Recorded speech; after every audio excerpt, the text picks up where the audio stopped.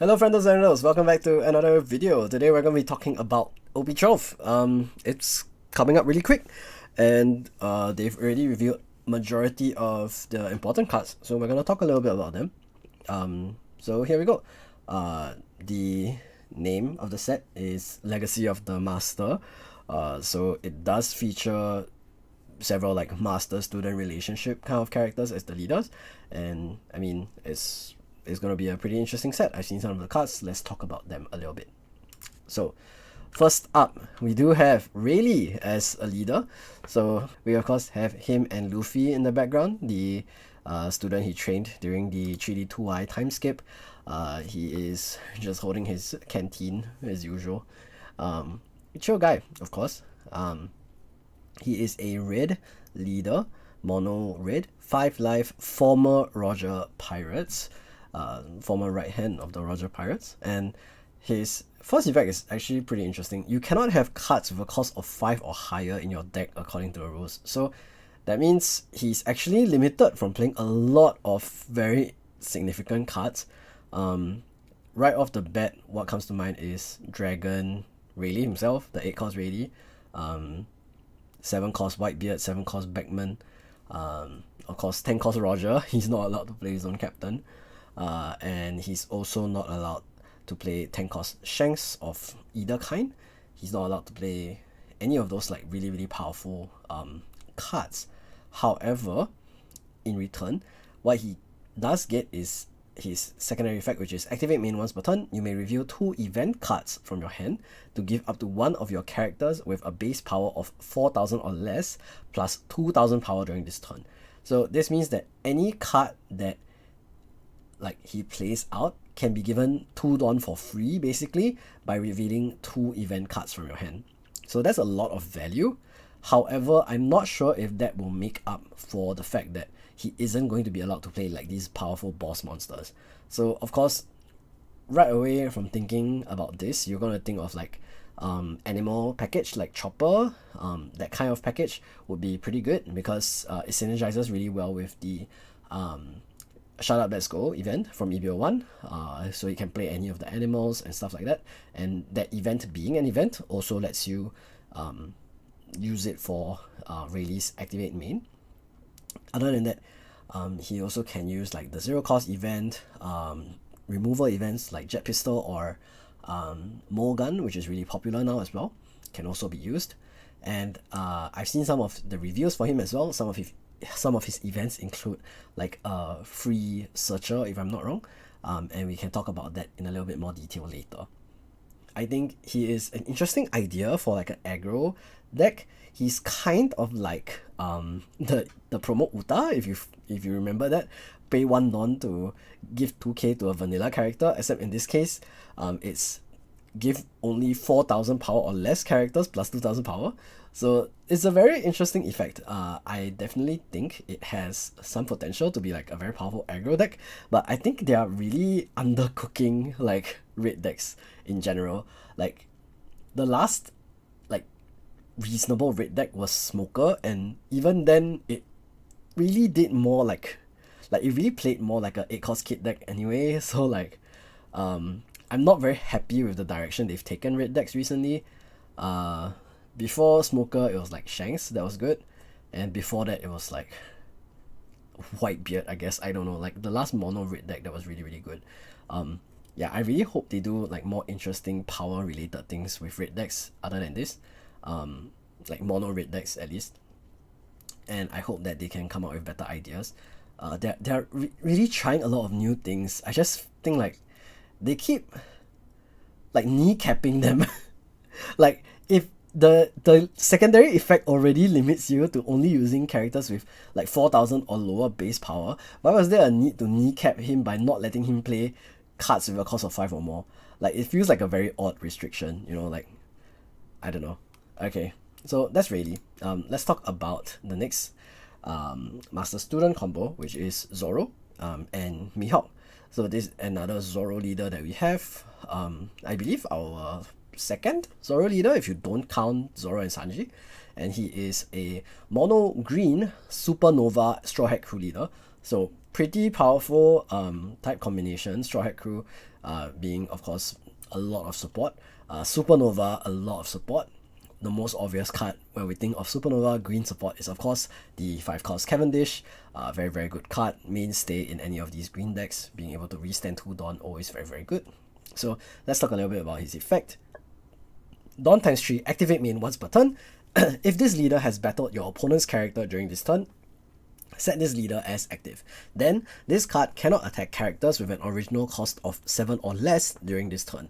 So, pretty interesting secondary stipulation. I think it's really powerful to be able to have a character that restands for free. A leader that restands for free, sorry. So, this is pretty good. I think one of the key things here is that you attack a character first and then you can attack again for free. So this is really good into things like 8-cost Kid in particular is very, very good. Like, you get to attack 8-cost Kid twice for free, basically. At first I thought that the Dawn times 3 effect was going to be pretty costly, but then I saw that a lot of his support is just attach 3 Dawn to Zoro. So this actually seems to be mitigated quite well. He's also a Supernova, so of course being able to play Cavendish is really good, and that will also mitigate that Dawn requirement quite well. And the new 8-cost Mihawk card is also pretty strong, and I think that has a lot of potential to make this leader fairly playable. So I think there is some potential for this. Green has in the past been seen as like aggro because of decks like Kid and Uta. And they've also printed a restand leader card for Zoro. So just notably, if you do end up restanding your leader after using your leader effect, you won't be able to attack 7-cost or lower characters anyway. But yeah, I think this is really, really powerful. Especially like if you're going for lethal, right? And your opponent only has 1 blocker. If they block, you can basically just attack again for free. So that's really, really good. And I think that has a lot of potential to be a powerful leader. Will it be enough to deal with current UP Luffy is a different question, but I'm looking forward to seeing what people end up cooking with him. I don't want it to just be like another Bonnie situation. I hope that people go towards like a more aggressive card route with this Zoro character, Zoro leader, sorry, and we'll find out. I think a funny thing though is that this leader doesn't have that good of a synergy with the 9-cost Zoro character, because you like that character wants you to like attach all your Dawn to him. But actually it could be interesting to play both that and this Zoro, because then you could attach 5 to your leader and then 1 to your you could attach 2 to your Zoro, and then you could go 10 11 11 11 10 10 11 11 11. So that's a lot of swings in one turn, like to attach all 10 of your Dawn. But that's besides the point. I think this Zoro leader has some potential, so looking forward to see what they do end up doing with him. Next is the Kuzan leader. I think, of course, Kuzan and Garp, they have been revealed to be mentor and student, and in a very heartbreaking way in the most recent arcs, but I will leave that up to you to watch, since not everyone that plays this game watches the anime for some reason. But Kuzan is a blue navy leader, which is shocking to me. I did expect him to be blue and black, which is what Sakazuki, like I expected. When Sakazuki first came out, I expected it to be Kuzan, but yeah, I mean it was Sakazuki. So this is Kuzan. When you trash cards from your hand due to your navy type card effects, you may draw an equal number of cards that was trashed by that effect. So after reading this and then I saw the color was mono blue, I was super disappointed, because this being a blue black leader would have been actually insane. Like, it would have made so many mid black cards from seasons past useful. Of course, right off the bat, you can think of 3-cost Kobe as well as 6-cost Sakazuki being very, very powerful with this leader effect. I don't think it would have been too powerful, but I am aware that Sakazuki was giga busted, so I think this is a little bit fair, like to make it such that like you don't get like Sakazuki level leader again. Unfortunately, I think this makes it actually very underwhelming, because there were very little like mono blue navy cards that did such trashing effects. Off the top of my head, there was the Zuru, and I think there was Aramaki, and that was it. So those two would have been like reasonable additions to this deck, and they have released a few new cards that like blue navy cards to match this new Kuzan leader, which are so far looking passable, but again still not like super impressive. So I'm looking forward to see what other support they have to see whether this deck is cookable, but for now it does seem a little bit underwhelming. I think blue is still maintaining that trend of like wanting to draw more cards. However, they are not really doing it very well. Like when they do it too well, like blue purple Luffy, it becomes super overtuned, and when they don't do it too well, like this Kuzan leader, I think it will be very underwhelming. So that's my current like first impressions of this leader. I hope that they do end up like being a little bit better, but we'll see. Next is this Sanji leader. So we've just came off like a Giga Busted blue purple leader, so I guess it's per tradition that we go back to like a shitty one. So this is Straw Hat Crew, the Vinsmoke family, which is interesting because it does give you access to some of the German cards, but like not really the important or good ones. So you first effect is activate main once per turn, Dawn -1, activate up to one Straw Hat Crew type event card from your hand with an original cost of 3 or less. It doesn't really do a lot for you. So activate main once per turn, means you can't even use it for counter events, so you're not going to be able to like cheat Dawn, like cheat having Dawn open on your opponent's turn because it's an activate main.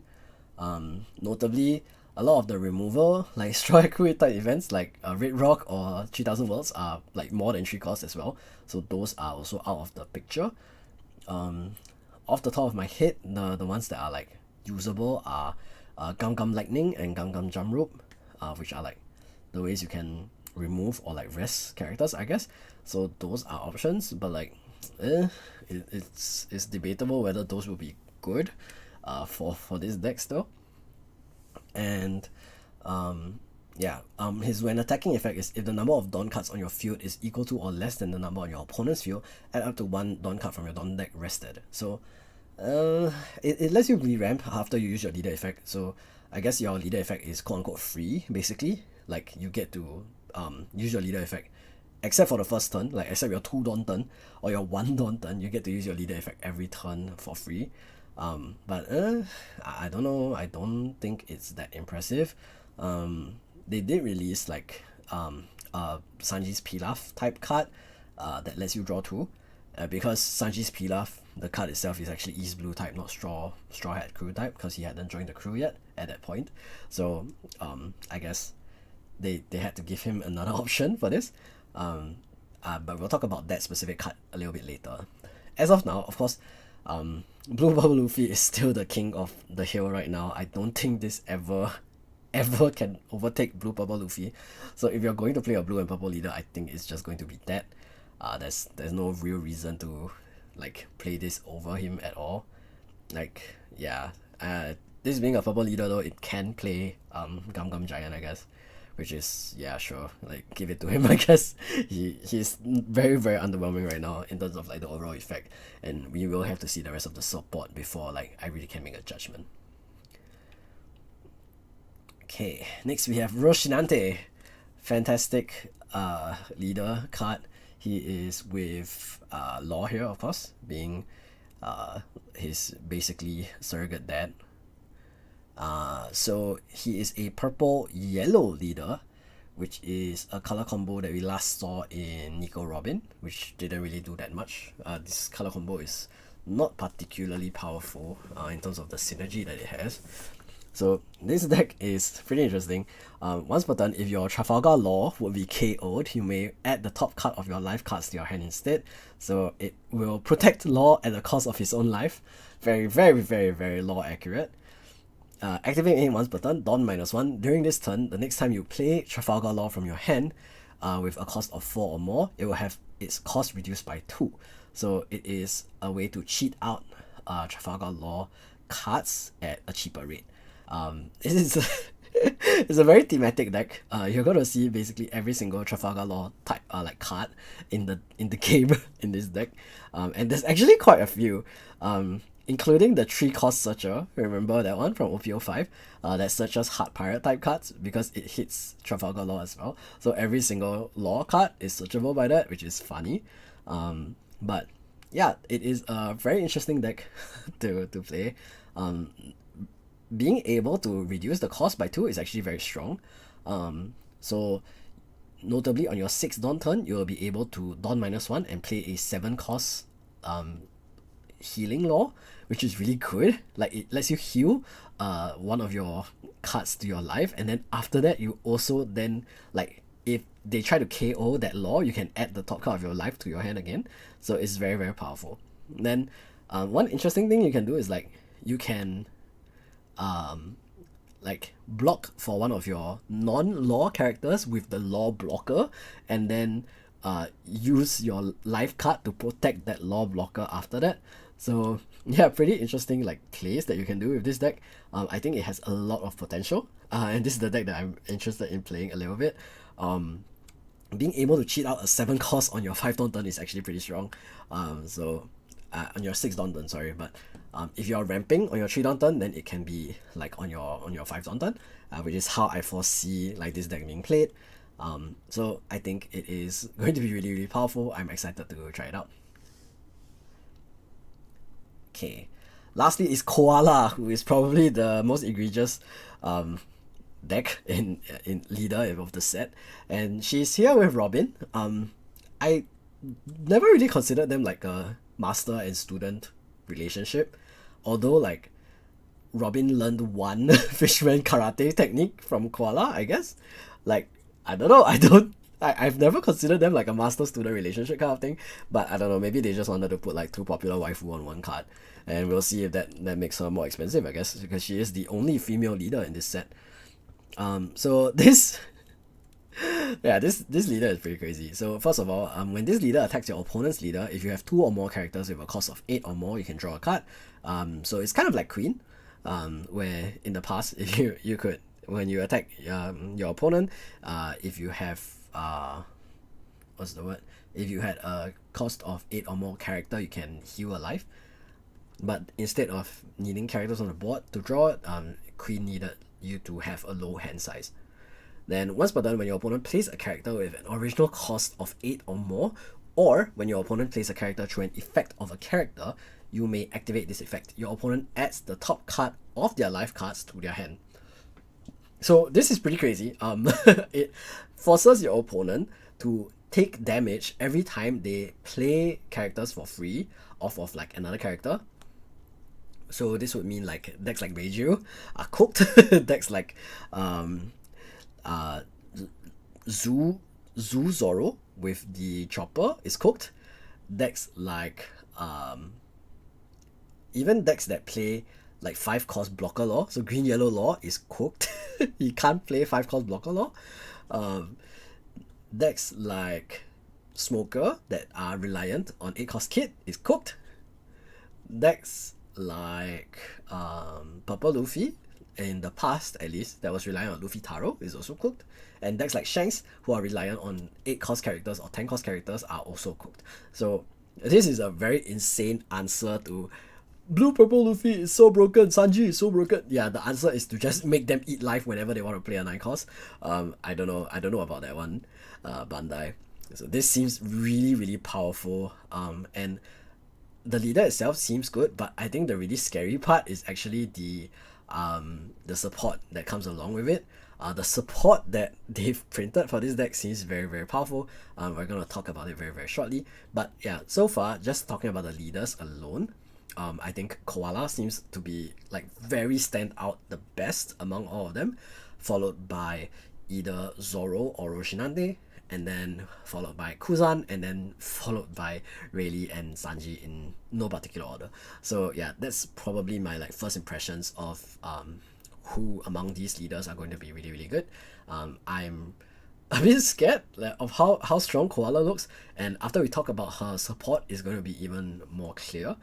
One more thing I forgot to mention is that Koala is Revolutionary Army / Dressrosa typed, so she has 2 very, very powerful like types where there are a lot of leader locked cards, and we will see like more of the support for this later.